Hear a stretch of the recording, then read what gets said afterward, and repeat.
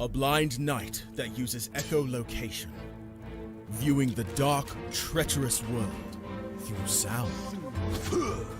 Trapped in a dungeon keep, endangered by combatants, where hazards lurk around every corner. Make sound to have vision, or don't and be stealthy. Avoid impaling threats throughout the dungeon to escape. Engage with other prisoners. Rogue Knight I've been hearing about. Could you find the key and unlock my cell? Free them to fight back with more allies. Let's take this guy. The Dungeon Labyrinth has many paths and even more traps. Struggle through the darkness to find your freedom.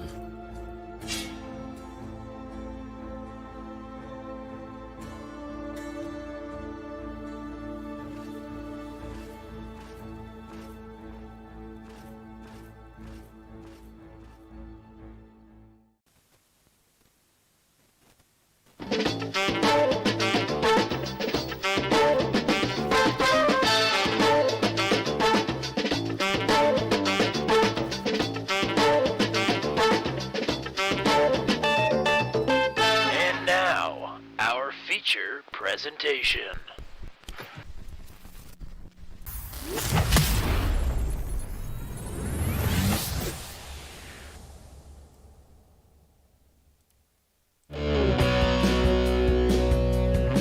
After 11 weeks of fantastic racing action, the second season is drawing to a close. And what better way to celebrate than with some bang-up truck racing action right here Hills of Michigan. Michigan International Speedway plays host to the Finale 200, which finds itself in a very different position from where it was last season, but still at a 2-mile oval, sure to provide some fantastic racing action to close out the second season. Here tonight for Truck 200. Howdy, folks. It is just me tonight. My name is Tom Cook. I'll throw out my partner here, Matt Williamson.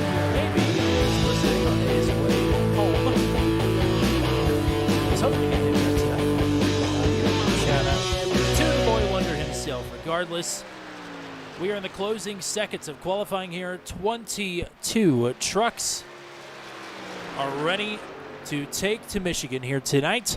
And a thank you to Ashton Crowder, who says the voice is a little low in the chat. Thank you to Ashton, as always, for hanging out with us. And glad to see we've already got quite a few people hanging out with us here tonight. This is a project that has meant a lot to Matt and I. It will be going away for a while, but we look forward, hopefully, to having it back here soon.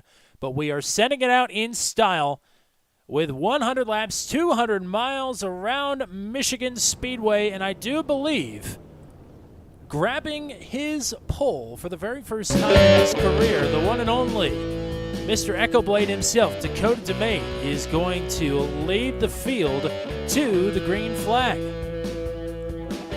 He will have the inaugural 200 winner starting to his outside, Steve Roman. The Season 2 champ, he's already locked it up. Caleb Benzie will line up in third. One driver fighting for a spot in the podium places, in points, that is Hunter Ingrid. He starts in fourth. Luke Peterson and Matt Schlosser on row number 3. Jeremy McKinnon, Garrett Rainey on row 4.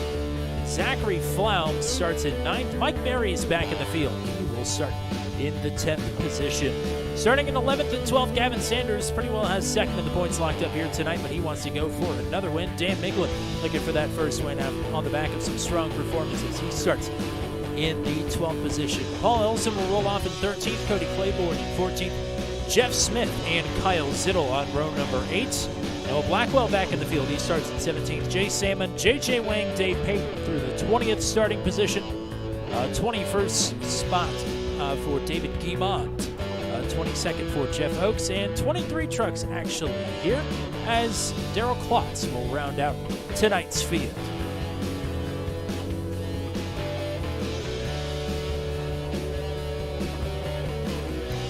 Weather conditions here ahead of 100 laps. The drivers all seemed pretty excited about this race.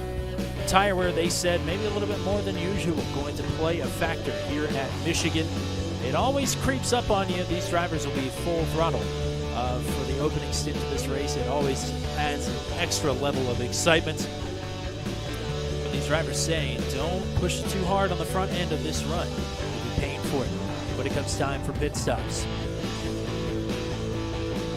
Expecting about 35 laps-ish for a full fuel run here in this 100-lap race. That could vary a little bit. Our fuel calculations have been quite rubbish all season, to put it mildly. But maybe around 35 laps for this one.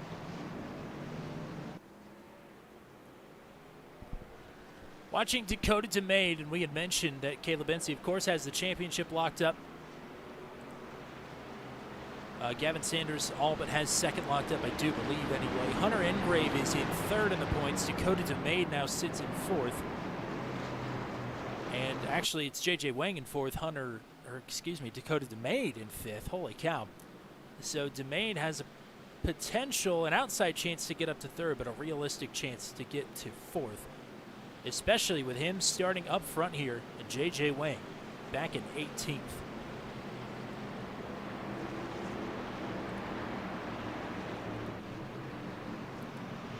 This field works one final time down the back straightaway behind the pace truck. We went flag to flag last week at the Milwaukee Mile. Something tells me we will not be quite as fortunate this time around, but you never know. These are 23 of the best from across iRacing. They've been putting on shows all season long in both seasons now of Truck 200. And it's one more round to close it out for Season 2. Dakota DeMade and Steve Roman will lead the field to the final green flag of the season. We are underway at Michigan.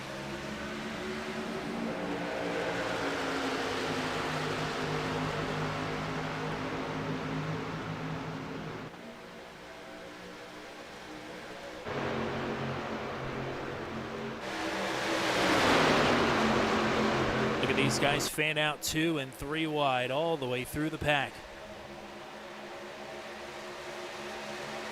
Caleb Benzie, the champion of this season, to the outside of Steve Roman for second. And now Froman gets out of that battle, puts himself to the outside of Dakota DeMade, looking for the lead.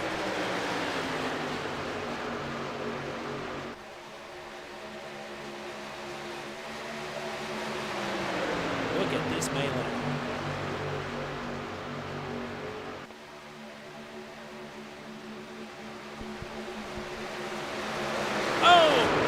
Trouble in the back. Caution is out. Oh, more. 2 separate accidents there. Zittel, Claiborne, Wang, McKinnon, Miglin, Flaum, Blackwell, Ellison all get a piece of it. We're under caution here for the first time on lap number 2.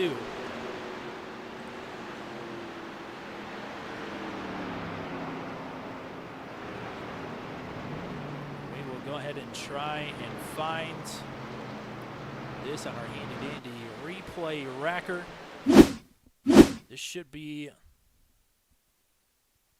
This might be the second accident here, but this is McKinnon. He gets tagged from Dan Miglin. And nothing that Zach Flaum could have done differently there.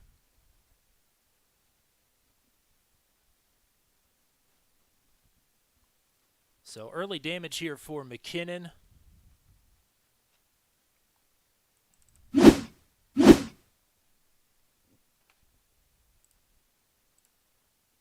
Actually, I'm going to see if I can find... Ah, yes, of course. Does not do what I want it to do. Never does. We will try and get this sorted out. We'll just bring it back to live. That was the second accident that happened. Not exactly sure. We're going to be able to find... This might be it. This is Kyle Zittel. He was the first one to appear with 4X. Cody Claiborne follows him up there. Oh, yeah. Claiborne goes straight through the 53. And you can see that second accident developing ahead. So not good starts for McKinnon or Zittel here as they find trouble early off the front bumpers of England and Claiborne.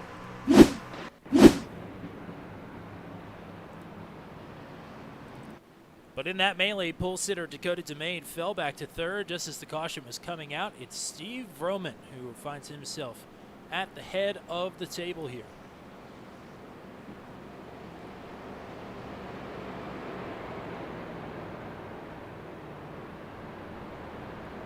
Five drivers on pit road. Paul Elson is pulling off right now. McKinnon and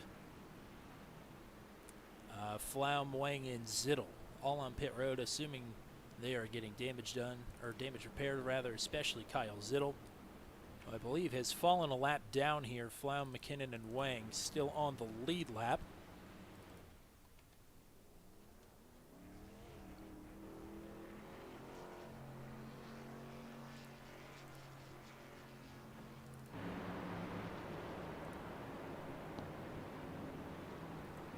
Steve Vroman has a podium this season, won the first ever Truck 200 race at Talladega.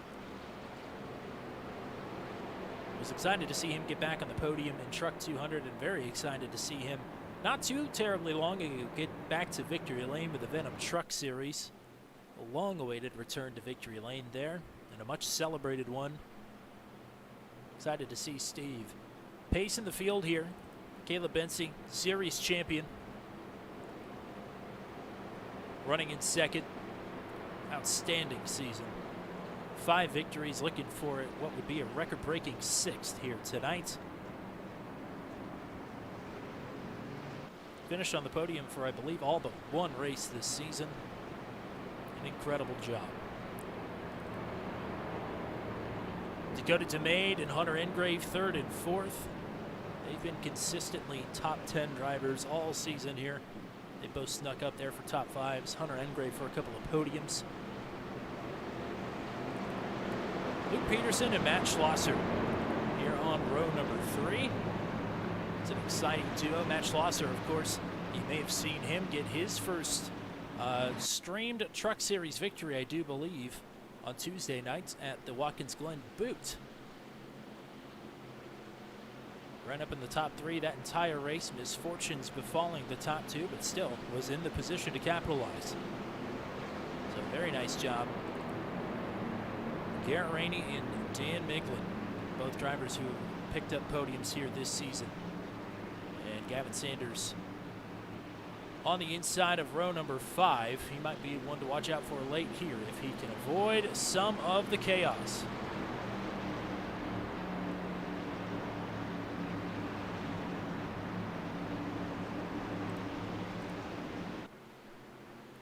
Steve Vroman with the field in his control. Coming to lap number 6, back underway.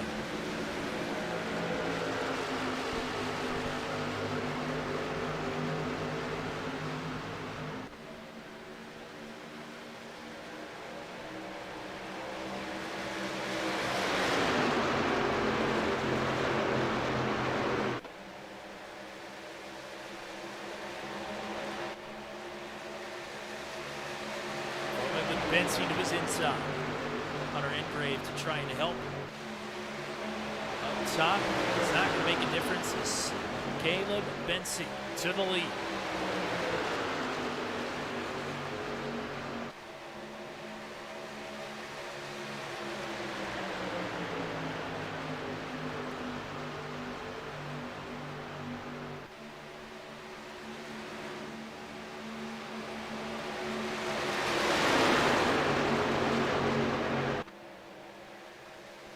Trying to get clear. As Dan Miglin may have snuck up and caught the wall there, awfully close.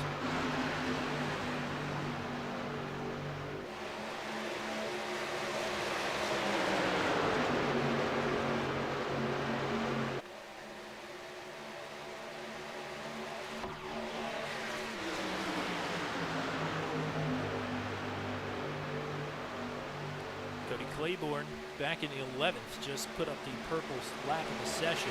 Actually, no, black. Drivers at the back here getting this long pole around this big, wide speedway. Caleb Vinci getting a bit of a tow now from Kyle Zittel, who's going to try and hang on the top side here. Zittel ran really well at Auto Club in the Venom Truck Series, which not a lot of people can say that he ran well in that race. So I'm sure Zittel was looking forward to this one here. It's not over, but it's may have just started for him. See how he can perform here in the draft as Hunter Engrave now to the outside of Steve Verman, trying to take the second spot away.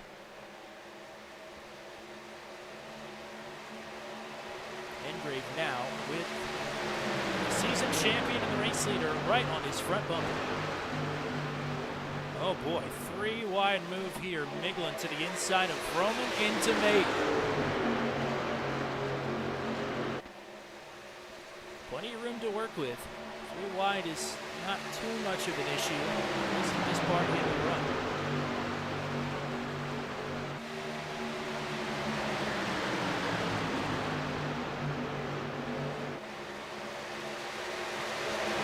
Trying to send it up the middle here. Puts Vroman now on the bottom. Curry with back-to-back threes. Thank you very much.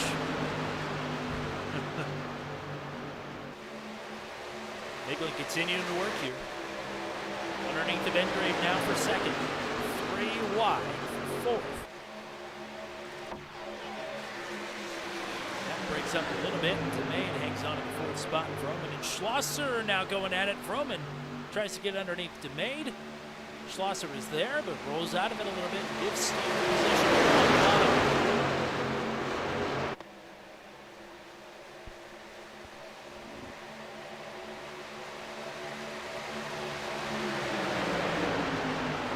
Oh, a bump from Engrave, or from Miglin to Engrave. He's going to put it down on the apron. He saves it. I don't know how. That is remarkable work. That bump from Miglin has put him in second, and Engrave back outside of the top 10 and continuing to fall here, trying to get back up to speed. DeMaine and Vroman working for third. DeMaine with help from Gavin Sanders. Might be a factor late. He's not waiting. Lap number 12. Some pretty dicey racing here. Up towards the front throughout the top 10.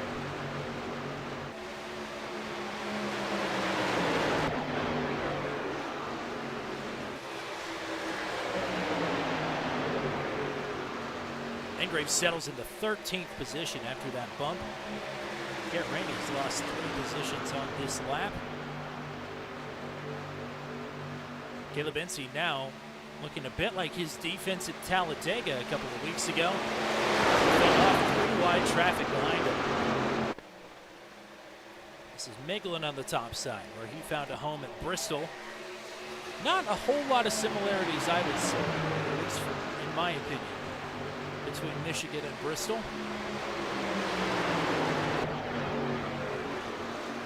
Miglin going to lose that second spot now to Gavin Sanders, who finds himself in a very familiar position right behind Caleb Ency.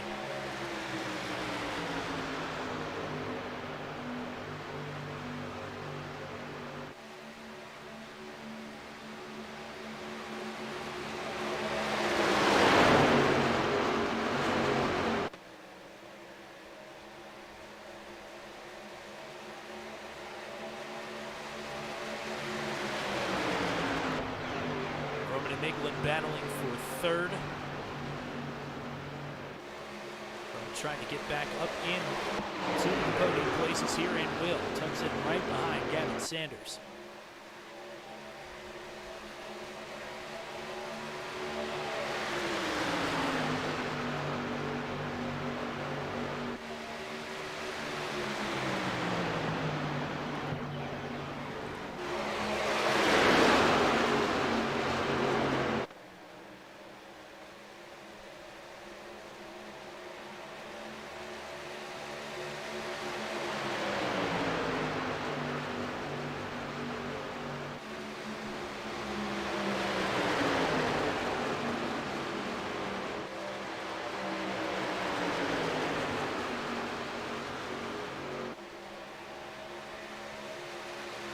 Top six pretty much nose to tail here. Bit of distance back to Cody Claiborne in 7th. Mike Berry doing a nice job here leading this group in 8th. Randy Hunter Ingray right now. As here's Schlosser with a look, pulls back into line, but Dan Midland in front is going to go underneath Steve Roman to try and get back up to 3rd.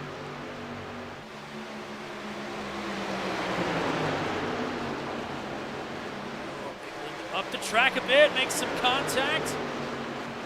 Roman keeps it out of the wall. Midland keeps it pointed straight.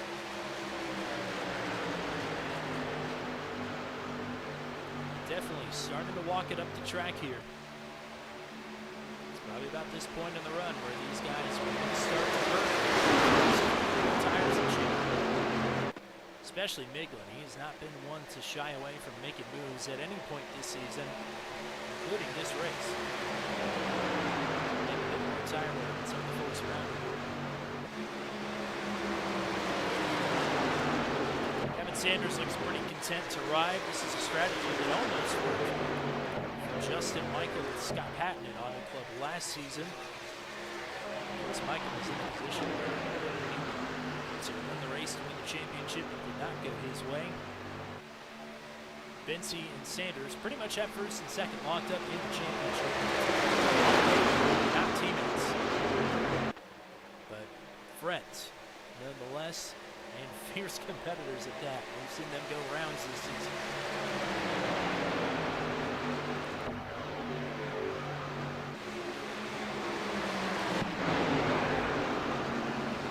There's Midland again, looking underneath of Schlosser.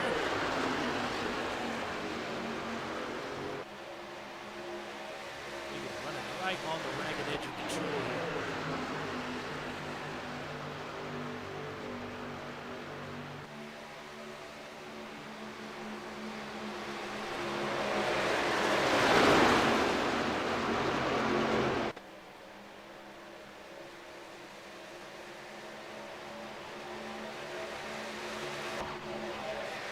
Hunter Ingray trying to battle his way back up through the field, riding behind Garrett Rainey. He's done a nice job. He's back in the top 10.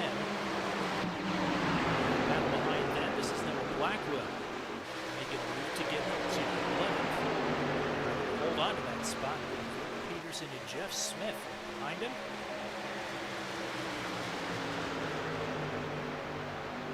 This is start number 24 for Jeff Smith, and if you do the math, that means he is not the race, and he is the only one to be able to claim that.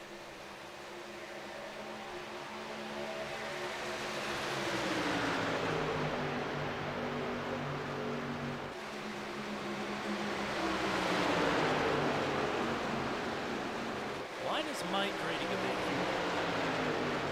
Middle, we're in the bottom now.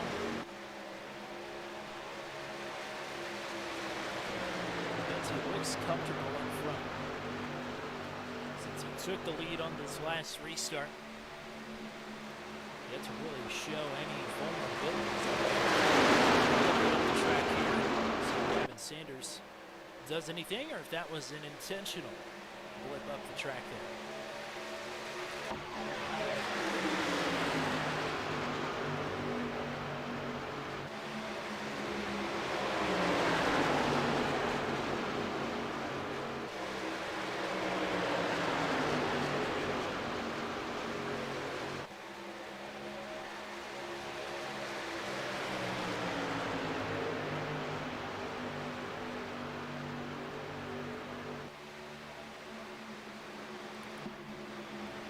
Look at this mess.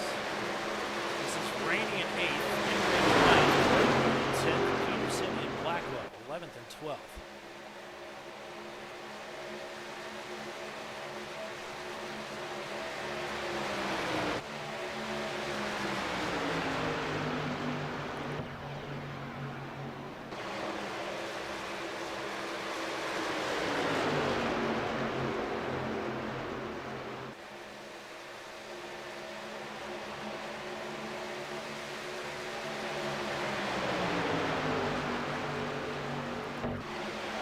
Schlosser has gotten around Steve Froman.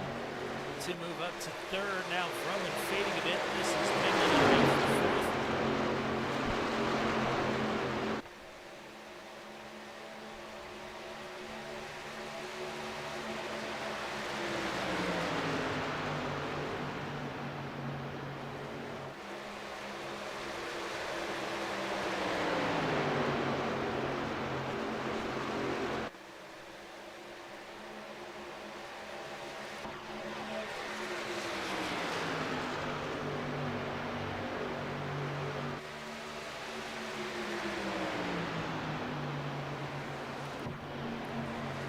If you're able to spectate this session, actually, you're more than welcome to come into Booth 200.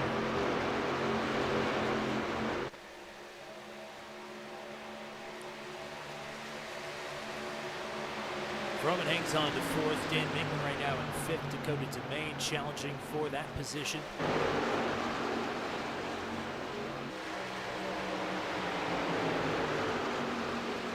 And from the YouTube chat into Booth 200 mid-race, welcome in the current points leader with Maximum Velocity Racing League, Ashton Crowder. Thanks for joining me. Thank you for pulling me in. It's amazing. Well, we're happy to have you here on a Monday. Happy for some company here as well as we're watching some truck racing here at Michigan. You like running the big 2 mile ovals? Yeah, I mean, they're fun. They get a little bit annoying after a while just because of how stuck together everybody seems to get, but it's its own style of racing, and it can be fun in its own special way. Oh, Dan Miglen nearly up into the wall there out of 4. I think actually he did kiss it a bit. What seems to break up these big groups, and it's something these drivers, should things continue the way they are going to have to start thinking about here, would be green flag pit stops. And at the 2 miles, I don't know, in my opinion, they're not one of the harder pit entries, but maybe I'm wrong about that. How do you feel about getting rode down here for green flag pit stop? In real life, I think it would be a lot harder. They run pretty radically different brake packages there, so it does kind of get tough, but in the sim it seems to be about the same, so it's not super hard. That being said, I had a Road to Pro race like 3-4 years ago, completely missed the entry and ran somebody over. Yeah, so I might not be the best one to ask on that one, but it definitely isn't the hardest thing in the world if you do some practice and take your time. Plenty of tight clusters of drivers throughout the field here still getting sorted out, but that is not the problem faced by the top two. Caleb Benzie and Gavin Sanders have pretty well pulled away from Matt Schlosser behind, nearly a second advantage right now, back to third for the top two.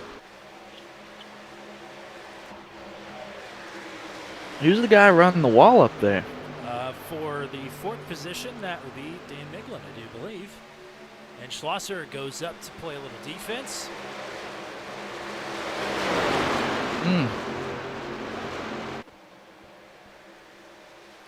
Very unprofessional because I'm loading into the session, but man, on this broadcast it looks good. Miglen has not been content to ride this entire race. He has been trying to get after it. A bit of contact to send that first caution into motion. That has been in the top 5 ever since. There's Dakota Domain with the pass now to get up to 5th. Steve Roman with a crossover, and now Mike Berry going to make it a 3-way dance. Start to pick up right when you come up in the booth. I just bring the action. That's all it is. They saw you were here. They had to step up there. Oh, wheel to wheel there for Berry. He's back in the field after missing a couple of weeks. He's not missed a step though. Battling with Steve Roman here to try and move into the top 5.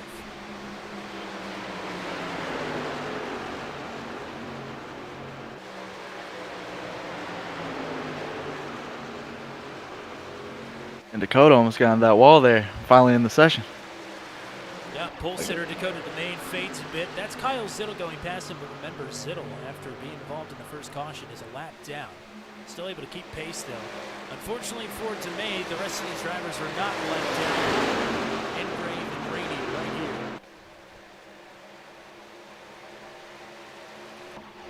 Doing a solid job recovering though. I think he only lost a spot there, so he's gonna be pretty happy with that, pretty pleased. Barry and Miglin now side by side for fourth.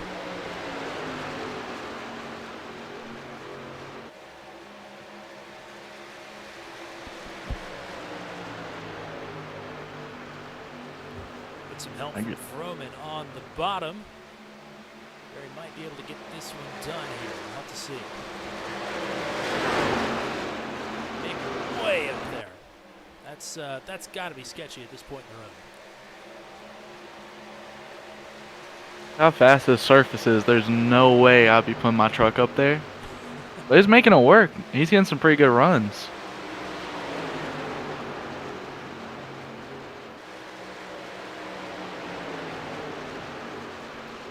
So Barry firmly in the fourth position here and closing in on Matt Schlosser, who's running in third. Some work to do yet to catch up to Bensy and Sanders, who are on cruise control up front. Roman might have another go at Dan Miglin here. So battling this entire run, more or less.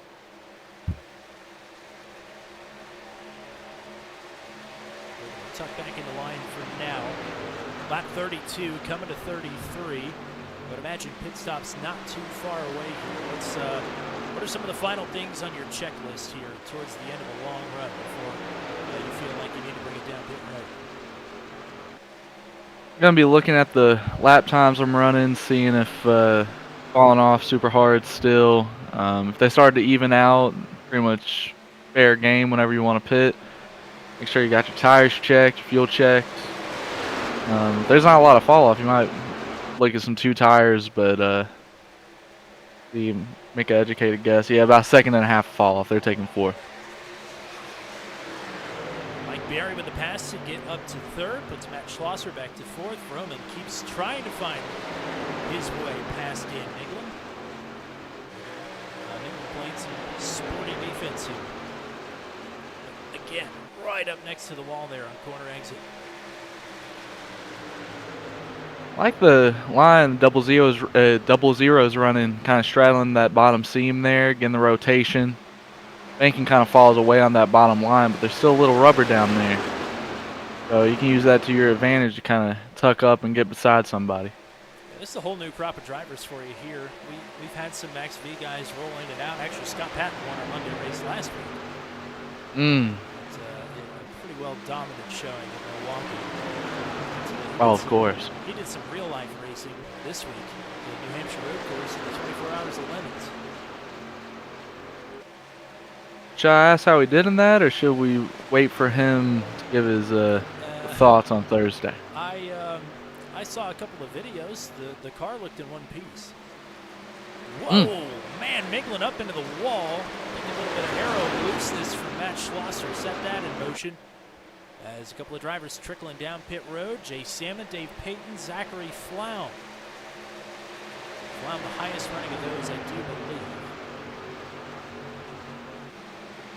Boy, Dakota's coming down this time, he just said. That's another thing, is I don't have the radio taps on. So you'll have to be my spy. Here comes Steve Vroman. A-Truck made up a ton of time.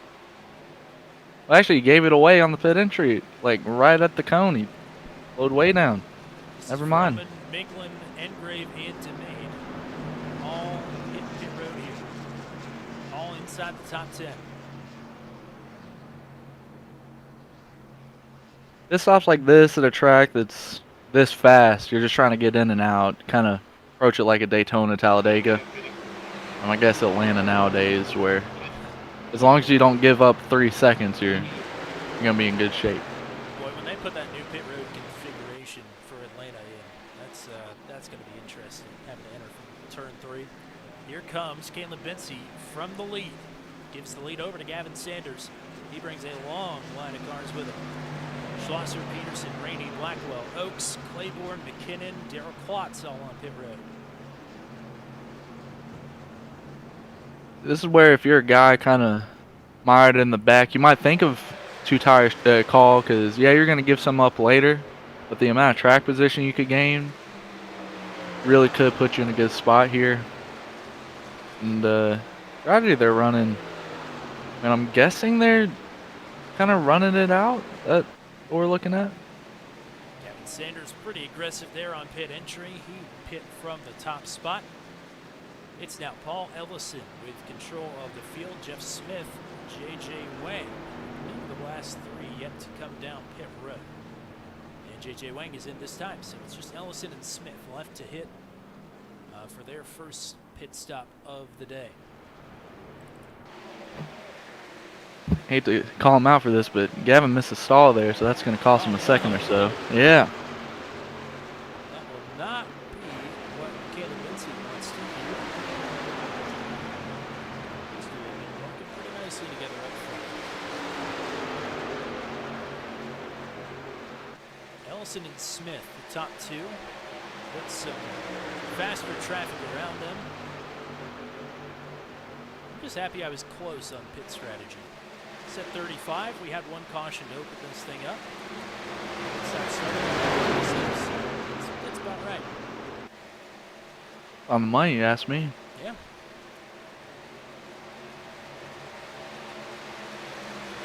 I forget which race it was in Max V, but we had a caution early, and I was thinking to myself, man, should I just run this one long? And I said, nope.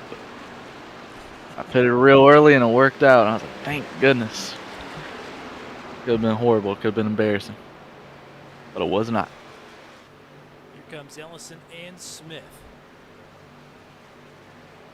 So that should complete the cycle. Caleb Benzie now leading Mike Berry, who is having a heck of a run here. Up to second. Gavin Sanders, you said, slid through his box there. He is now in third. Not too far behind, all things considered. I thought the damage would be a lot worse there in terms of timing. Steve Vroman, Matt Schlosser now will be the top five. Once they go past Ellison and Smith, that is. Right back to battle, and these two made contact. Engrave has been on the march to try and recover from it. Engrave underneath Dan Maple to take the sixth spot away, seventh spot. Still aren't updated. I can't count that one. Right there with you. I'm still in remedial math, man.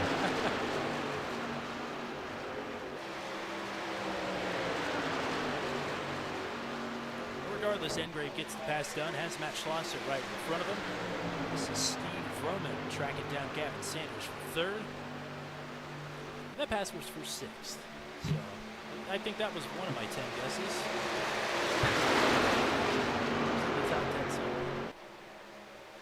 It's always really interesting at the big tracks. You come in, you have like a second or two between guy front behind, and then you come out and you're right next to each other. It makes no sense. Everybody packed right together. Cockpit shot with the pace car. Something there. Enjoyed that. We're on board with Steve Roman now as he's trying to get up to third. Oh, how come?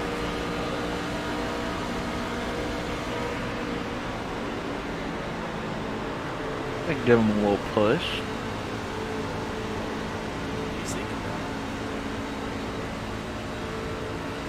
Steve's idea here is I'm going to assume that he's assuming that Gavin's going to be faster over the long haul here. So he's going to try to push Gavin through and kind of use him as sort of a decoy here. Smoke grenade, if you will. And just hope and pray that he makes some holes and he can get through. We hear a lot about riding behind another driver, no effects of that. Is that more or less the case here at track? I would say more. More throttle that you have, kind of the worse all that gets, and the more you have to be worried about it. It's kind of the easiest way to think about it is aero push and aero wash and everything's really bad in IndyCar, and they're going 200. So, faster you're going, the worse it's going to be. And especially in this, where they're probably pretty close to flat out the whole run. You really gotta be mindful about that. But you can kind of use it to your advantage though, because of how much draft you get. you can lift a lot more than the car in front of you, or the truck in this case in front of you, and just kind of ride there and take it easy on entry. And there's a lot of games you can play. That's why I was pretty good in the old Gen 6 package with the big spoilers. Play those mind games. We got a battle right here for 5th. Absolutely. Playing games, playing a game of cat and mouse. Engrave and Miglen now. And Schlosser's found himself right in the middle of it. Schlosser might just roll out of it. Engrave going to tuck in right behind the 400. Move Dan Miglen back into the top 5.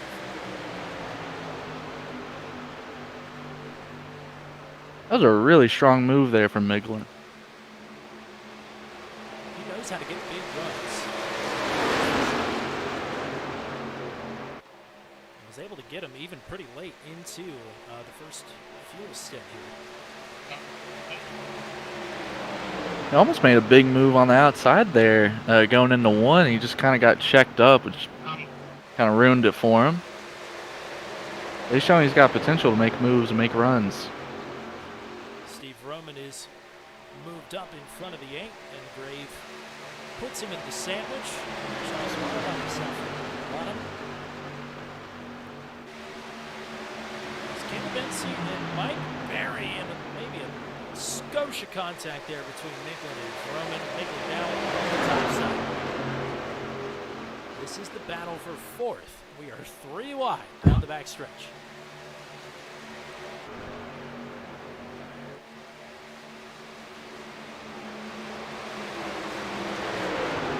It's just so impressive. Like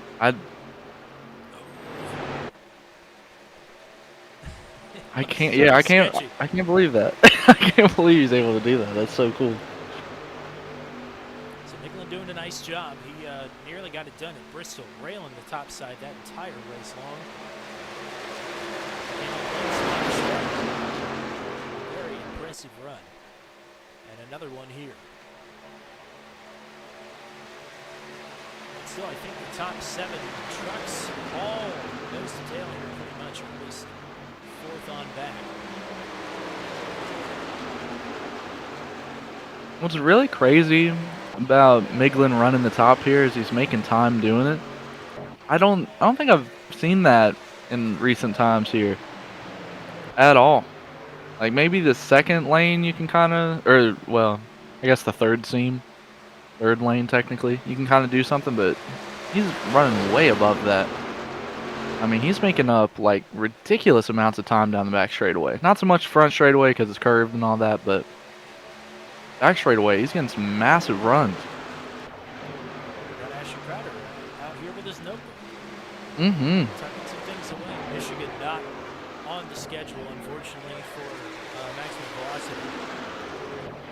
So maybe for next time. Brendan Poole doesn't run it. I don't run it. There you go. Yep. There you go. Good enough for Brendan. It's not good enough for us. But we're here. Hmm. Then we'll have to adopt the Brendan. You should. Yeah. He was running pretty well at Martinsville, and I think he got wrecked. I wasn't watching, but I heard about it. I think Pretty unfortunate. Hard pressed to find somebody that did not get wrecked. Yeah. Pretty sad. A couple of unfortunate accidents there. Miglen got super loose. Yes, I don't know if you saw that. Throwing it back to the outside. And I was misspoken earlier. I said this is the top 7 in this group. It's actually the top 9. Peterson and DeMay squashed that. Crewmate, the pole sitter falls back to 9th. Miglen, Schlosser, and Vroman continue to work each other over here.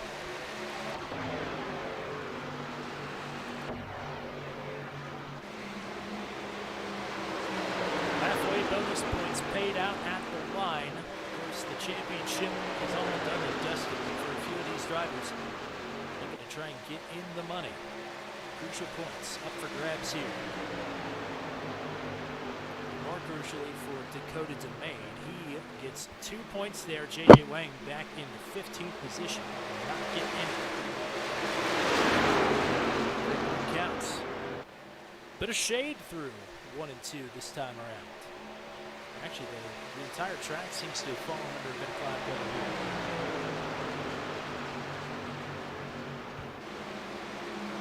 here. I always hate when that happens, because your eyes get kind of, well, at least mine do, because they're blue. They get used to a certain shade, certain color. And then when it changes, my whole perception of everything around me changes, and I start getting slower.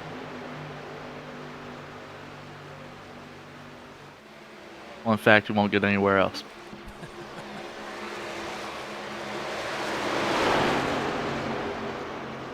This is Peterson on the march now. Peterson passed Ingrave and Miglin in the last couple of laps. Still work to do to finalize that pass at the gate. But Peterson snuck up late last week at the Milwaukee Mile. A really solid season here. And we got a battle for second, though. Gavin trying to make some moves here. Barry leaves some room open on the bottom here. Gavin Sanders going to take advantage. He wants to get back up to second. Barry's been doing a phenomenal job behind Caleb Benson.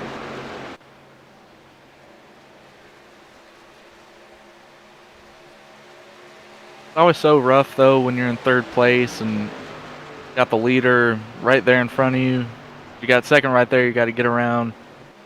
You're pretty much just trying to think of a way where you can pass second but not lose a ton of time to first, because the more time you lose to first, the worse you got to push on your tires, or the harder you got to push on your tires, and it's a whole scheme you got to make up in your head here and do it right. And if the pass doesn't work, then you're just kind of mired there in traffic again, and you're not a fan of your situation. Well, if you're just joining us, welcome. This is the season finale of Truck 200.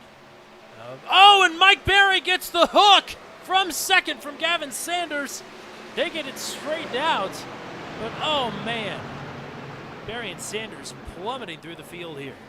Man, that just sucks. We are still under green. They both kept rolling. Oh man.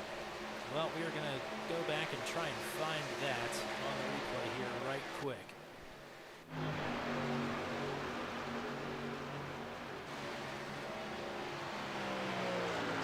I'm going to be able to. That was just one of those situations where you got two guys really pushing hard, trying to get all they can get, and ran out of real estate with each other on the back straightaway. Hard to tell from the far chase, maybe just a touch of net code. You're right, they were not giving each other a whole lot of room, racing hard for the second position. As we come back live, Mike Barry is back to ninth with some considerable damage. Gavin Sanders actually right ahead of him in the 8th position with some company. But all that has set Caleb Benson pretty far out in the lead here, about 1.4 seconds, and that's what I was about to say. Other than hello to anybody that was joining us here. Caleb Benson pretty well dominated after the opening caution. He took the lead from Steve Roman on the only restart of the race thus far. He has not looked back. Steve Roman riding in second, Matt Schlosser in third. Dan Miglin and Hunter Ingrave right now round out your top 5. And we got a special guest in the booth here, Ashton Crowder, regular on Thursday nights, not just a regular in Maximum Velocity Racing League. He's currently the points leader. And a multi-time race winner. Is lending his expertise here to this truck race at Michigan. Some much needed expertise at that. Thank you so much.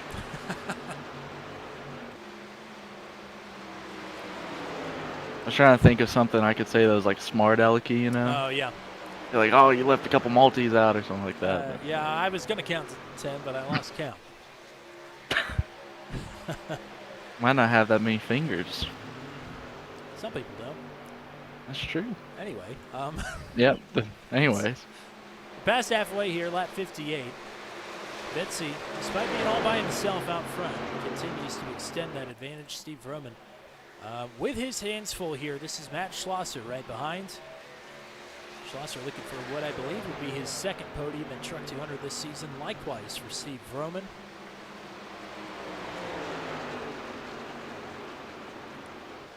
Pit stops, I would imagine, coming in the next 10 to 15 laps. They started on lap 35.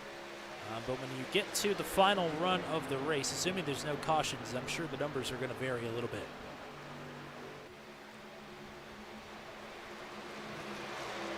Yeah, these last pit stops really kind of take time out of the equation and just go for what's going to make the most sense for you in your run. I'm the leader here. I'm probably going to try to extend this as long as possible, so I don't really have to worry about the draft too much. But if I'm somebody back in the pack here, definitely going to try to pit early, try to jump the leader a few seconds, and bring the time delta down as far as I can. You talk about extending the run, extending the advantage. It's almost 2 seconds for Caleb Benzie right now. Back to Steve Vroman. Watching this battle between Miglin and Engrave, who cannot get away from each other. Engrave went for a bit of a slide off the front bumper of Miglin early in the second run and clawed his way back up just to keep battling with Dan Miglin.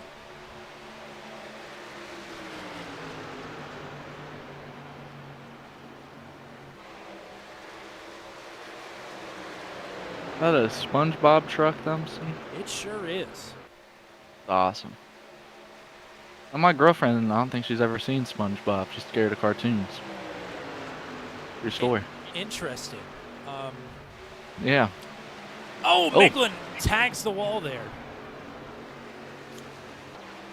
That hit will buff out, and he didn't lose much time. He's going to be saying a prayer after that one.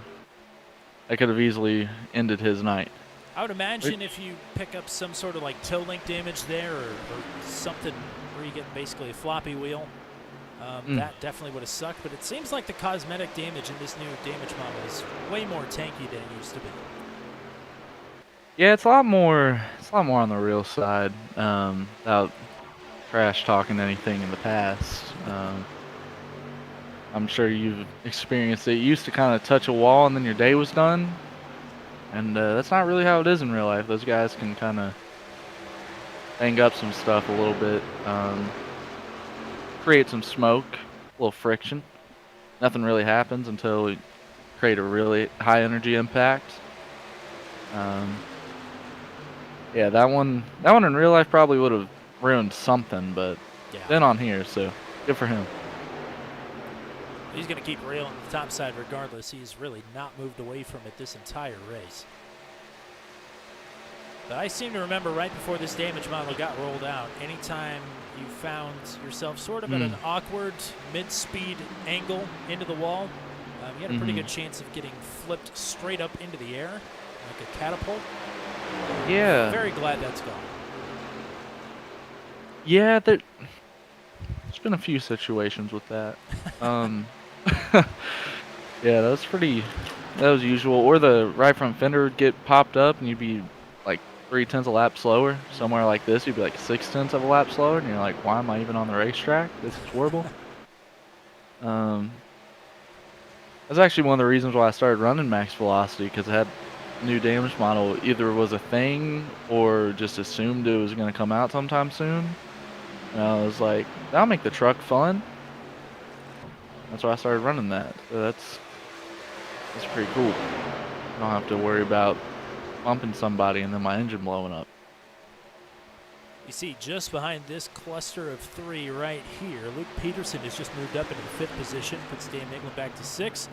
Watching Hunter Engrave go underneath of Matt Schlosser to try to get up to the 3rd position. And Engrave is clear.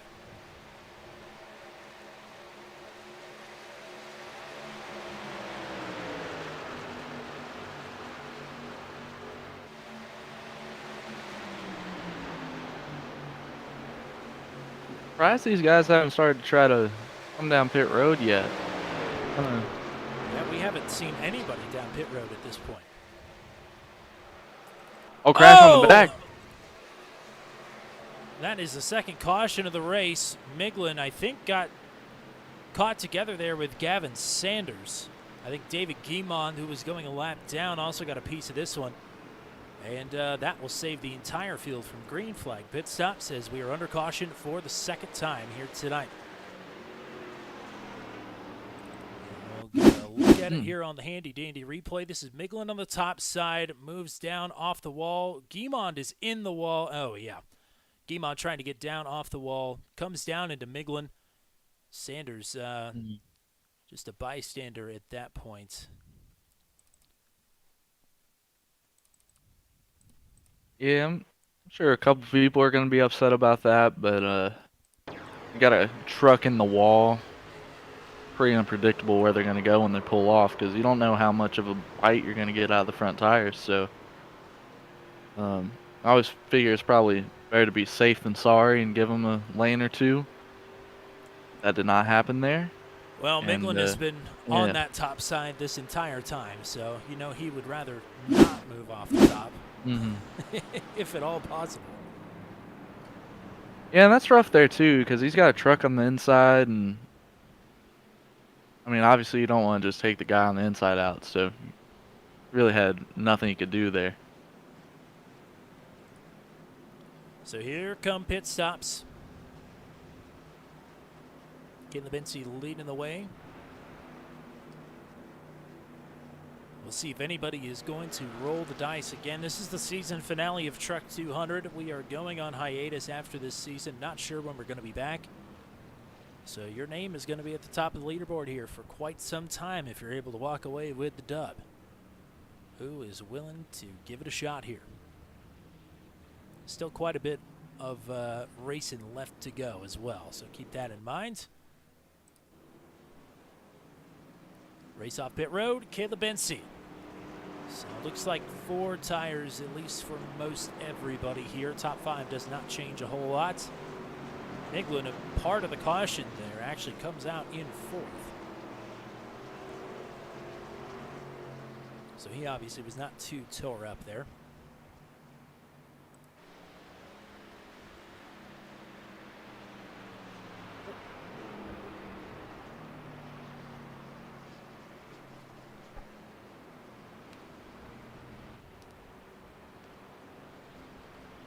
Well, driver's mad on the radio about getting a black flag coming into pit road.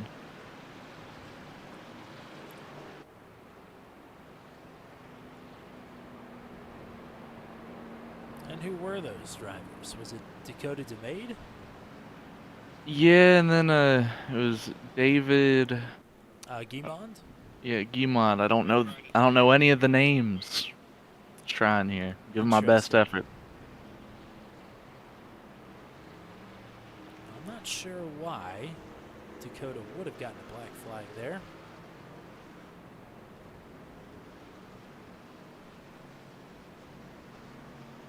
Ooh.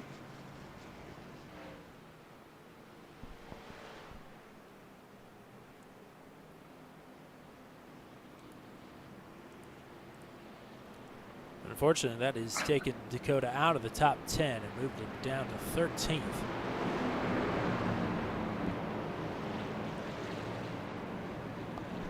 I wish you could hear this voice chat. It's funny. Yeah. I've heard enough of it this season, to be honest with you. Because it's usually Matt, the one that is streaming. I get to do the race control and listen to some of the things that are said over the radio. Sometimes they're pretty funny. Sometimes they're better left unsaid by everybody. Yeah. If I'm in the car, truck, whatever, it's muted. I don't hear a thing. But if I'm just watching, spectating, Oh, you gotta have it on. yeah, I gotta have it on. Gotta know what's going on. That's 20% of the entertainment value if it's not being broadcasted, is listening to the radio. Without a doubt.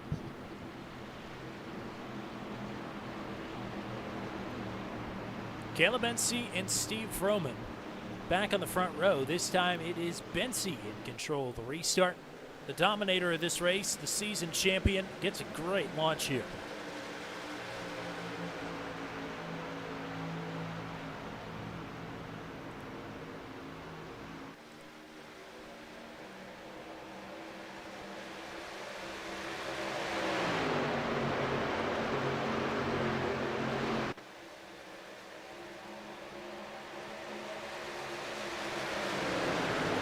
Benzie with company. Hunter Engrave right behind, and now ducking underneath, looking for the lead. Tires are going to give him a ton of grip. Engrave not quite clear. Benzie fighting back. Miglin sawing away at the back bumper here of Steve Froman in third. Peterson and Ellison teammates in the mix there as well. 3 wide for third.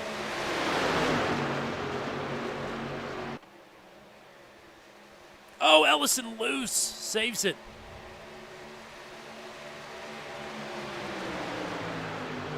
Engrave with the lead, but Benzie fights back now. He'll drop down to the bottom just like Engrave did last time. But Hunter with a good launch off the top here. Benzie nearly door banging out of 4. How about Luke Peterson in third? He's in prime position right here to make a move if he wants to. Peterson stays tucked in into 1. We'll see if that's going to be his MO here after a trip down the backstretch. 30 laps to go.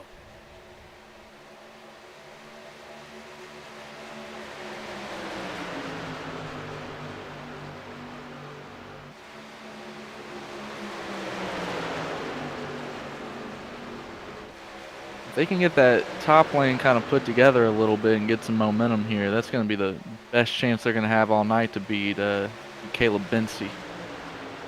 You like the top side better at this part or at this point here? New tires for sure, but you got to have help though. They had 3 trucks up there in a line, but kind of come unorganized, and now it's like an ARCA race at Daytona. Side by side, can't do anything. Well, Mr. Topside himself found his way into the mix and broke up that top line a little bit. Dan Miglin staying right up by the wall most of the way around this track. He's helped unorganize the top a bit. Caleb Benzie looking to lead back across the line with help from Luke Peterson. 3 wide, 2 deep behind them.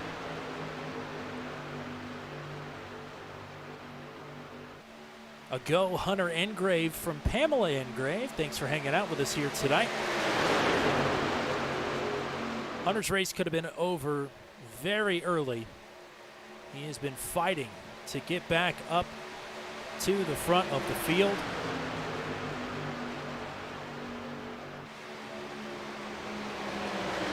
And that top is so close to getting some good momentum. They're just right on that edge of being able to get something. What else needs to fall in place here for the top side to prevail? Because you're right, they are close. More trucks closer together, and that's the only way. That bottom has got so much more grip. They don't really need momentum. Kind of just carry themselves. But as I say that, There's the bottom top side is horrible. Yeah, there it goes. Hunter Engrave to the lead outright. Peterson now underneath of Benzie, who will jump up to the top.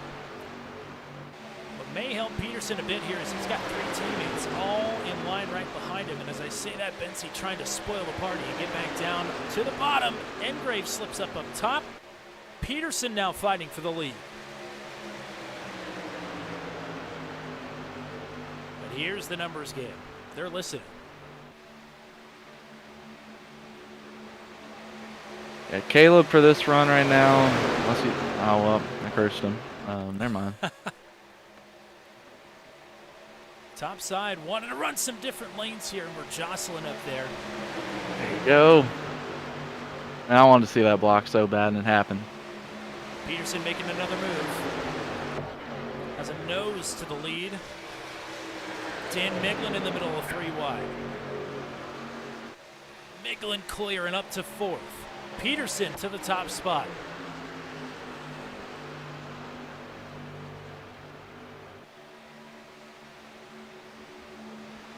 Luke Peterson leading the field. Here's Engrave back to the outside. Peterson up the track, trying to crown Hunter up there. Plenty of room to work with, and now the numbers game moving to the top side. Peterson and Engrave need to work together here, not race side by side, because it's putting the race back in Caleb's hands. Caleb with a run. He may take it to the 56 here. Go to the wall if he wants it. I'll tell Gonna you who's push him. about to go to the wall. I think this 8 truck. He has, he has a nice run on Bensy here. Micklin to the top side to try and make it 3 wide. Contact with Peterson and Bensy. Oh, and there goes Micklin around.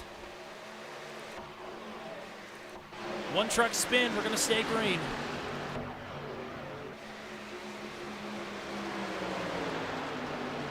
Unfortunately, that takes Vroman with him with a bit of contact. Vroman still pointed the right direction, though.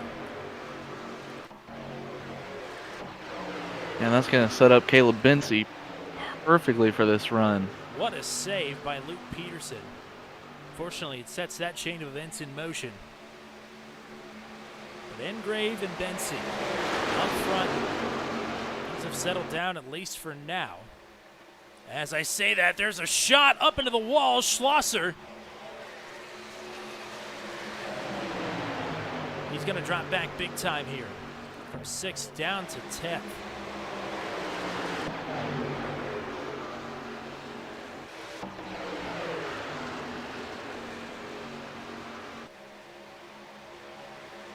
Ellison and Peterson, 3rd and 4th, right behind Bensy.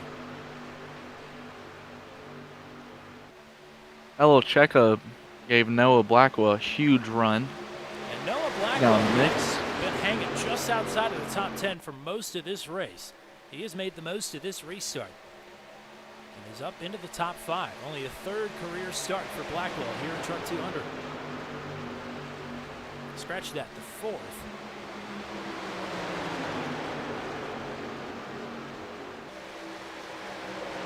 Here's Ellison looking for 2nd. There you go, Peterson. Yeah, give him a bump. There you go. Ellison and Peterson, teammates in the Alabama gang, who are running for the team championship. Lots of catch-up math to do to see how those sort out. I would imagine with the way that Gavin Sanders and Dakota DeMay have been running it late, the team by Echo Blade on Steam will probably walk away with the team title, but who knows? There would only be one person that would know, and it's me, and I don't know. So we'll have to see after this one is all done and dusted here. Coming to 20 to go, here's Bensy back underneath of Engrave, looking for the top spot. Door to door.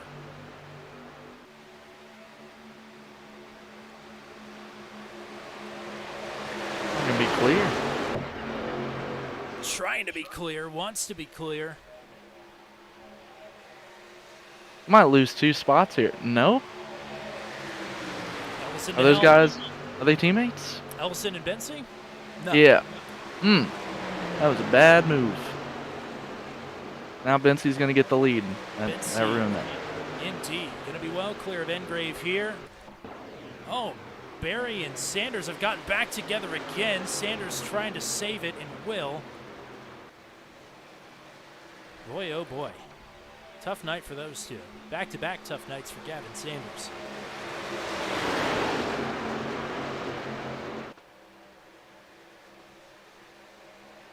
Still a long ways to go, though.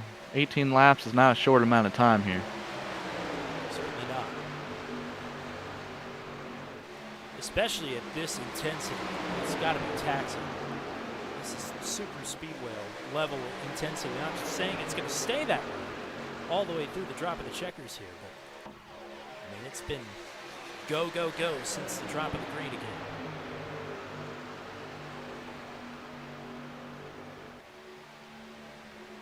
Peterson down to try and help Ellison. Peterson up nearly into the left rear quarter panel there of the 56 of Engrave.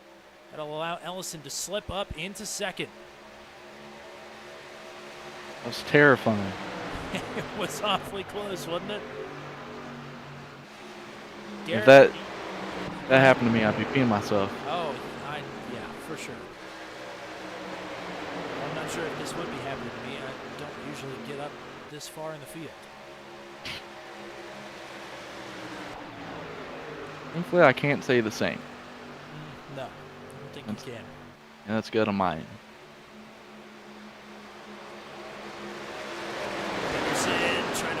track. Again, trying to crowd Hunter Ingrave here to take that third spot away. Peterson, I do believe, looking for his first podium in Truck 200.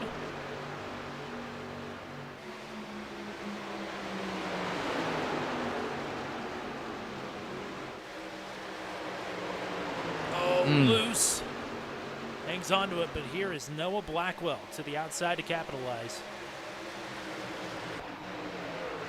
At this point, I'm sure Hunter is livid right now. He's been used up by everybody. Hasn't had a break in about 5 laps.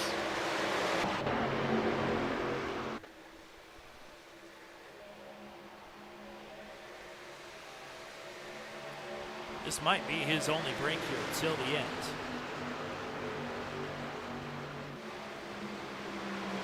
Gotta be careful about his tires and how big of a runs he's getting. Heat up the right front. That's pretty much gonna be his only shot here.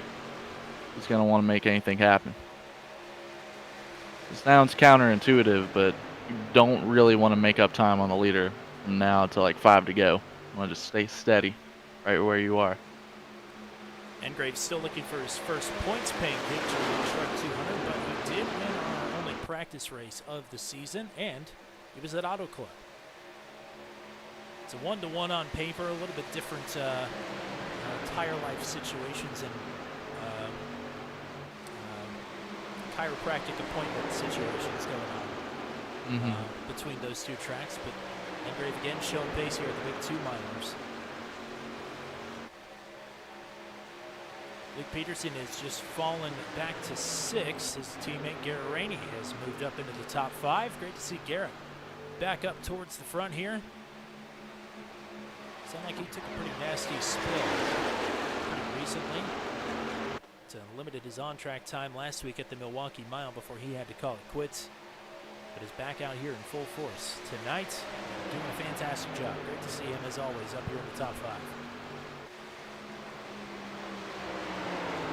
That's solid pace right now too. If he can just get some help behind him and push him up towards these front 4, I have a chance here. 13 to go at the line. 2 cautions thus far. A few different leaders, but most of this race has been in the control of Caleb Bency. Season 2 champion. Had this thing locked up a couple of races ago. His only worry now is, wow, Garrett Rainey just got mighty loose there out of 2. And so did Luke Peterson, but Peterson trying to take advantage and get back up into the top 5. Matt Schlosser in the mix here as well.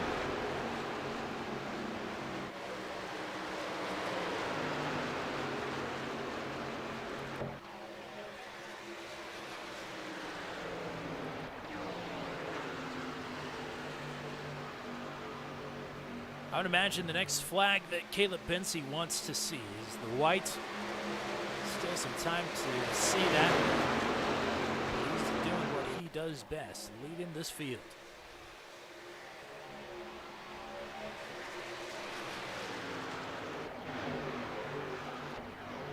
Ingrave and Blackwell here, they gotta work together 3rd and 4th. Kind of ride near each other and push each other up there, because they're kind of trying to race their own races, and even though you want to finish better than the other, you're going to finish a lot better if you can work together. Not hold each other back. There's a yellow. Oh, under caution, Garrett Rainey has gone around. Just mentioned him being up in the top 5. Rainey, I think off the front bumper of Jeff Smith. I believe they get together regardless of how it happened. That will put us under caution here for the 3rd time, and I'm pretty well jinxed that one. Okay, we'll try and Good for you. Yes, thanks. So this is Steve Vroman here. We're on board with him. The caution develops in front of him. We'll back this up and see if we can get a better look at what's going on. Aha, so we've got Jeff Smith here on the top side, Garrett Rainey. Smith trying to sneak up top. Moves down a bit. Oh, some net code. Pretty heavy net code there. A couple of feet between those two. A right rear hook into the wall. I mean, Smith was not operating with a whole lot of room to spare up on the top side, but I mean there was a ton of room between them, so that's unfortunate. I was trying to remember if the netcode word allowed or not on this broadcast, but yeah, that's pretty unfortunate. Higher the speeds it is, more likely I feel like it is that you get a netcode incident. So that's just really unfortunate. Thank you to Mike Bensey in the chat. And we appreciate you and the whole Bensey clan coming to hang out. Lots of shout outs to Grandma. Appreciate the entire Bensey family and Caleb as well. Driver of Caleb's caliber. Multi-time redacted car sim racing champion. Real life sports car racer. Appreciate him bringing some credibility to this broadcast. We'll extend that thank you to you as well, Ashton. Thank you for popping up into this booth here without, well, I guess your check is in the mail is what I'm trying to say. I'm getting paid for this? You can if you want. That's awesome. I get paid sometimes. At least it's sometime. Yeah, better than no times. Now this is going to get interesting here with varying strategies. I do believe J.J. Wang, who we have not mentioned pretty much at all today other than being deep in the field, is going to win the race off of pit road. And I do believe Dave Payton has stayed out, maybe just to lead a lap, but maybe not. That is going to be mighty interesting. Caleb Bensey out third. A 2-tire call from Wang. Is that what that was? I do believe so. Yes, sir. So 2 tires here. This field got a caution on what, lap 65? That would have been the last time everybody was down pit road. So what does 2 tires realistically give JJ to work with here, trying to fend off an entire field of 4 tire takers behind him? To quote the late great Timmy Hill, gives you just enough grip to wreck people. That's about all they're gonna have here. But I like the mane and tail. The mane and tail sponsored one of my old buddies and guy that coached Quinn Half. I think Half. Yeah. Yeah. He works on semi trucks now, actually. Really? Well, fun fact, yeah. Interesting. Family owns like a semi truck company. That's what they do. But I mean, he's gonna have a shot to do something if he can kind of hold steady on the top here. That's probably the best opportunity he's gonna have. If Steph Curry just hits a 40-footer out of nowhere, really early in the shot clock. What talent to watch our sim race and to watch Golden State. Incredible. I try to watch all 82 games. Obviously, that's not counting the playoffs. Oh, that was a 30-footer. My bad, not 40. Oh. Anyways, you're smiling about that. Yeah, I try to watch all those games and try to learn all I can. I send you my highlights. Yes. I know you see them. You don't respond to them, but I know you see them. I do see them, yes. Yeah. I've got a lot to learn again about basketball. I left that world. And you're pulling me back in. You're welcome. Well, this is going to be something. Dave Payton is leading the field with no tires. J.J. Wang presumably has right side tires. Everybody else has 4 fresh Dr. Feelgoods. We're coming down the stretch in the final race of the season. Everybody wants a good finish to hang their hat on. Dave Payton leads the field back to green. 7 laps to go. Well, great restart for the top. It's going to be 3 wide for the lead. Engrave moving and shaking up top. 4 wide for second. Here's Bensey now trying to get out of that mess. Oh, in Another trouble. Yellow. Miglin, Flaum, Claiborne, Jay Salmon is involved. Jeffrey Oakes as well. Caution is out once again. The old adage, DW would say, cautions breed cautions. That is what we are seeing here in Michigan. So as everybody towing back to the pits, I have to dig through all of this stuff to try and find the replay. So that is the green flag. We want the yellow flag. Here is that. Oh, yes, indeed. Looks like it starts with Jeffrey Oaks and Cody Claiborne. Back this up once again. And go and find our friend Jeff Oaks. Play this at full speed. Oh, yeah, a little bit of argument of space there on the track. Oaks up the track a little bit. Claiborne right up in the Miglin line up top. Moves down a little bit. They come together. Unfortunately, it takes several drivers out of this race, including Dan Miglin, who was damn near in the top 5 this entire race up until he found his way around about 10 or 15 laps ago. We'll try and take a kickpot cam here with Dan Miglin. I'm assuming will be his final ride of the season here. Oh, out of nowhere. And a couple of hard shots. And there goes the motor. Yep, so that'll probably be it. Now, I know this has like no relation to what just transpired here in turns 1 and 2. But I think it's a funny story. The first race that I ever did any commentary on, it was this like Kentucky and like big series Xfinity car deal, and the camera, like I didn't know how to do the cameras back in the day.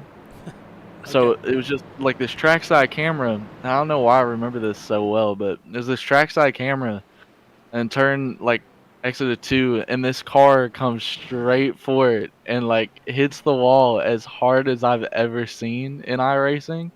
It just made this like ping sound, and I just started dying laughing. And the producer that we had, I forgot what the guy's name was, but he instantly went to like a commercial and he just started cussing me out. So, it was like, "You do not laugh on my broadcast." I was like, "Oh," no, I've ruined it. Hey, I'm never gonna be able to do this again. We laugh here. We have a good time. You know, this is a high strength of field group here. True. But you know, they have a good time. They're yucking it up if they're not cussing each other out over the radio. They have a blast. So maybe here headed right up against the 200-mile mark. Maybe some good times are not being had throughout the field, but you know, it starts that way at least. I think that's what matters most. If you're not having a good time out on the virtual racetrack, you're just not racing. Not doing it right. Yeah, you're not doing it right. I mean, that's just the facts about it. I always try to make somebody laugh while I'm racing, and then everybody gets annoyed. So I usually is what it is. find the worst possible untested ways to crash out of the arena, and that will always bring a smile or two to somebody's face. So it's never the goal, but you know, it's when it happens, it's all right. Yeah, that was my Coke Series career. Oh no. Now here's another story. Actually, it was, I think, the first Coke Series race at COTA, and Ray Alfalla spun in front of me. Oh no. And I wasn't having a good day. And I can say this now because it was like 2 or 3 seasons ago, but I aimed for him and I keyed up in Discord or TeamSpeak, whatever it was we had to be in at the time. And I said, "Here we go." I hit him head on. I thought nobody noticed. And then I looked at the incident report and I got like a 4X, we call it, or a 3X, whatever it was. So I got like 2 weeks worth of incident points because they saw that I did it intentionally. Yeah. Oh boy. Yeah. That's a never before heard story. Wow. And the statute of limitations passed on that. I hope. Yeah, we'll find out. Really hope. Yeah, we'll see. We're coming to a restart with 3 laps to go. This could be the dash to the checkers on the season. Caleb Bensey in control. JJ Wang on 2 tires, trying to fend off the drivers behind him. Great jump here for Bensey. 3 wide for second, nearly. Wang shuts the door on Blackwell. No, we'll jump to the bottom then.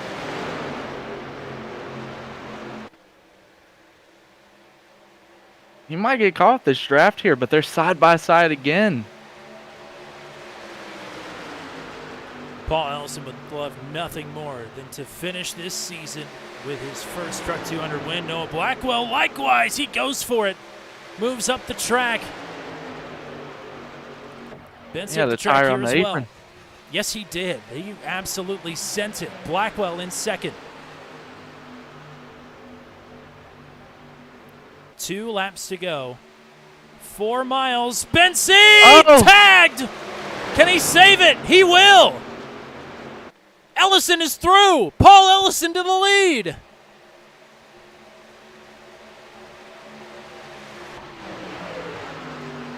Caleb Benzie back, flirting with being knocked out of the top 5. Benzie sticks it underneath of Engrave. Trying to make it back to the white flag. Oh! Whoa! Benzie tagged! They're wrecking. The white flag is out. An absolute mess. Paul Ellison leading. I was going to have a shot at this, though. Blackwell in the draft. Trying to break the draft. Ellison with a snake. He's actually slowing himself down doing that. 2 more turns of defense. Blackwell gonna look for the bumper. Moves Ellison up the track. They touch. They touch again. Paul Ellison wins it at Michigan. Paul Ellison is a Truck 200 winner. By God, he holds off Noah Blackwell. A fantastic duel to the end. Oh, man. Jeremy McKinnon will finish in 3rd. He was in the first caution. McKinnon on the podium. Luke Peterson, Dakota DeMay, the top 5. God, we have a lot to sort through on those final laps. The white flag was already out, and my rule is, despite the fact that there were probably 8 or 10 trucks in that crash, if the white flag is out, there is no caution. As it should be. That crash took out quite a few contenders, Caleb Benzie included. Does not affect the championship, of course. That's been done and dusted for weeks. But how about this? And I can't tell you how big of a smile I've got on my face right now. Paul Ellison is a Truck 200 winner. 3 times a 5th place finisher, his best career finish before this at Michigan. And brother, you burned the absolute house down here. Excellent job here.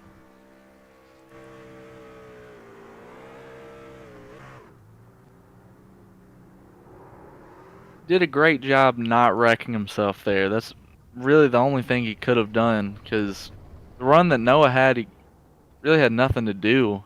Just going to be up to Noah to make the best move or not. Wow. And he kept it clean. We'll start here with this. It's already in progress. The crash coming to the white flag. Of course, Benzie already out of sorts a bit after the contact with Blackwell on the save. This is Benzie, I mean, exactly a truck width on the bottom here to work with. Moves up the track. There's Engrave, a little bit of contact. Benzie into the wall. And really, that did not take as many trucks as I thought with it. Benzie certainly got the worst of that. And then this. The dash to the checkers here. We'll play it at full speed. This is Ellison on the outside, Blackwell on the inside. Blackwell trying to work underneath. Can't quite come to grips with where he's at.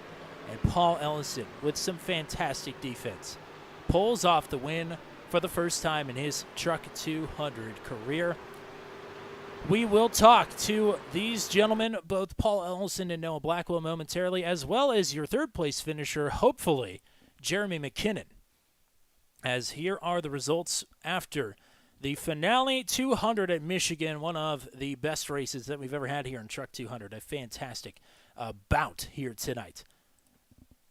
This is how they shake out. Paul Ellison with the win. Trying to get my music going here. Of course, I left it on mute. Here we go. Paul Ellison with the win. Noah Blackwell in 2nd. Jeremy McKinnon in 3rd. Best career finish for Luke Peterson here in the 4th spot. Dakota DeMade will finish in 5th. J.J. Wang in 6th. Gavin Sanders, after the day he had and after the night he had last week at Milwaukee, all things considered, P7. Not too bad. Daryl Klotz will sneak in for a top 10 here. He finishes in 8th, Hunter Engrave in 9th, and Jeff Smith in for a top 10 as well. How about it? Jay Salmon, I do believe, best career finish for him in Truck 200, finishes 11th. I know it's the best career finish for Dave Payton in 12th. Nice run for him. Steve Roman will finish in 13th. David Guimond will finish in 14th. Jeffrey Oaks in 15th. I should probably scroll the results here. There we go. Matt Schlosser down. I believe he was the other truck that was involved in the Benzie melee there. He finishes down in 16th. Disappointing finish for Garrett Rainey here in P17.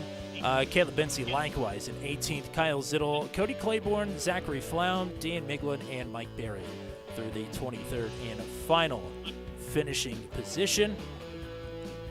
And it is time for podium interviews. Ashton, are we gonna get you here for the interviews as well? Gonna try. All right. Well, we'll pull in our third place finisher, first podium finish for this man. Very excited to talk to Jeremy McKinnon, who, I mean, the night did not start off very favorable to you. That is for sure. But you come up here for the podium late. That's all that matters in the end of it. A P3 finish for you tonight. Congrats, bud. Thanks. How are we feeling about 200 miler here at Michigan? I feel pretty good. It didn't start off the way I wanted it to. I ended up driving most of the race pretty angry, pretty frustrated. Yeah, I can imagine. But I mean, how did you get yourself back into position to be able to capitalize here late? Just took tires when everybody else was. Lucked it with some cautions, and I was able to make some moves there. And some of the guys had some issues, wrecks and whatnot I was able to avoid. I don't know how I missed that last one, but somehow I missed that last one. Well, I mean, you've had such wretched luck here of late. It's finally your time, I think, to get through one of those big melees. So congrats to you. Anybody you want to shout out or say hello to here from P3? The wife, the kids, you guys, everybody from Venom. All righty, partner.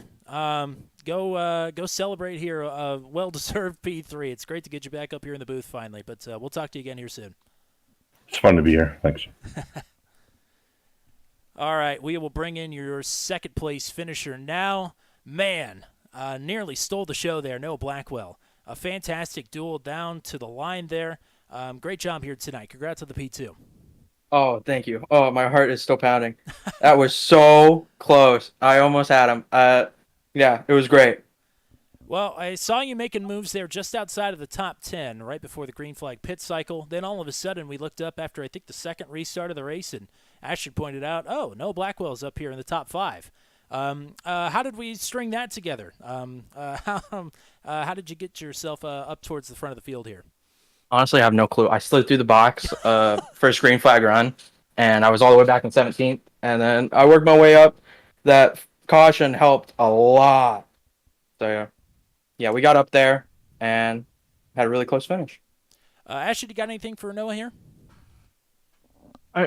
What do you think you could have done differently there, those runs last lap to try to get that win? Oh, move him up out of the way next time when I'm on the bottom. I like that answer. I like that. Yeah, I was waiting for it. I mean, if only by accident, though, because the way that you found yourself underneath of Ellison, Paul wasn't giving you a whole lot of room as kind of expected there on the bottom. But, I mean, you were pretty much straddling the line there through 3 and 4 and through the tri-oval. I mean, that's, regardless of the fact of racing for a win, that's just a tough place to try and hold the truck down. Oh, yeah. I thought about it, and I was like, no, I'm not going to wreck him for it. But, I mean, that was just hard racing. Well, you've been plugging away here in the limited appearances that we've got you here on Monday night, so it's great to see you up here on the podium and a nice run here tonight. Anybody want to shout out or say hello to here? You got I'm assuming Josh in the chat here late. Yeah. Yeah, Rub It Up Productions, and then my paint shop, NJB Designs, and you guys. Well, nice run here. Great way to close out the season. Nicely done. We'll hope to talk to you again here soon, but go celebrate a P2 here. Okay, I will. Thank you. I am excited for this. Man, oh man. I have been so excited to talk to Paul Ellison as a race winner here. Hell yeah, partner. Way to go. Yeah, finally. Wow. I mean, you were up towards the front of this field most of the nights, but you find yourself really up front here late in the go, and not just on this restart, but really the last 10 or 15 laps of this race or so. You were a force to be reckoned with most of the back half of this race. Yeah, I got behind. I got involved in a little bit in that first caution. So I pit and I kind of run around the back a little bit, and then when we had green flag stops, I decided just to let her have it, and I figured out a pretty decent line there. And then when I got behind Caleb, he was pretty much running the same thing. Don't know that I would have had anything for him because we were doing almost exactly the same thing, but things worked out the way they did. Ashton, what do you got here? I mean, what was your thought process like trying to keep Noah behind you on that last lap? Trying to break the draft a little bit because it was massive because we wide open throttle those last 5 laps, and then just keeping them down as low as I could and just hope that I can scrub just a little speed off them so he didn't get too good of a run. That's about all I could do. So Were you expecting the bumper? I was a little bit more than what he did. I didn't think he would wreck for the win, just blatantly wreck for the win, but I knew if I pushed him too far, he would, because, so I tried to keep it, as tight as I could without making him have to wreck me. Well, I think we've got you for a win at one of the Bristol Bashes, but this arguably, I guess it depends on who you ask. This is probably a bit of a step up from that. Yeah, this is the win. This is, I mean, Steve won in the first race. This isn't the last race, but this is going to be the last race for a while for sure. So you guys sort of bookending the Truck 200 wins is a huge deal here. And I'm happy to give you the floor here for as long as you want because you've had some pretty wretched luck of late, and it's nice to see you come out on top here for once. Yeah, I've had the worst luck for probably the past 6 months or so in all my leagues, and it feels great to finally get back to victory lane in one of them. So this is my first win for this year in any of my leagues, so I'm really happy with it. And just got to thank my whole team, the Alabama gang, everybody was in chat. I think Jeremy and Steve are in there with us tonight. You got Luke, Garrett, Kyle, all them. Just it's been a lot of fun this season. Well, hell yeah, man! Go party down. We'll see you for some spectacular racing tomorrow night with the with the program. But I guess depending on how hard you party, we may not see you tomorrow night. But no, I'll be there. Okay, too old. Well, go celebrate a hard fought win here, man. You deserve it, and congratulations. All right, I appreciate you, Tommy and Matt, for doing this league and doing everything y'all do. It's been awesome. Well, thank you, partner, and thanks for coming out. And nice job here tonight. Thank you. All right, Ashton, thank you for coming out here tonight. This isn't your regular scene. We'll see you again. I think this Thursday, right? You said you're back for Talladega. Is that right? Yeah, back for Talladega, and then we gotta head down to Charlotte Thursday after that for I don't know if it's public yet, but for an event earlier in the day at the NASCAR Hall of Fame. Interesting. And we'll see if that comes up anytime soon or if it's already been out there. I don't know. And then we got Caitlin Clark and the Iowa Hawkeyes versus Virginia Tech. Yes. Yeah, you. Well, that'll be fun. But yes, sir. Thank you for coming out here tonight, partner. Your expertise was much appreciated. I always try and be a sponge whenever we get you up in the booth and absorb as much as possible, and kick out my old dumb knowledge and get new fresh knowledge in my old brain. So appreciate you coming and hanging out with us here tonight. Well, I appreciate you letting me come up here. Got to watch some Warriors basketball and eat some food while watching. So yeah, it was a productive night. There you go. So thanks to Ashton. Hopefully Matt Williamson has made it home okay. Who knows? But we'll look forward to him being back in the booth here on Wednesday night. Yes, I mentioned Venom Pro-Am tomorrow night, but I don't think we're going to stream that. It's not an actual truck race. It's 3 Halloween-themed races Going to be interesting, but that'll be off-air fun for the boys. So Wednesday night is when we'll be back here on Turn 200. It is ASRL Southern Shores Realty Sports Car Championship Racing from the New Jersey Motorsports Park for 2 races there on Wednesday. Thursday night, Maximum Velocity Racing League is at Talladega. That should be interesting, to say the least.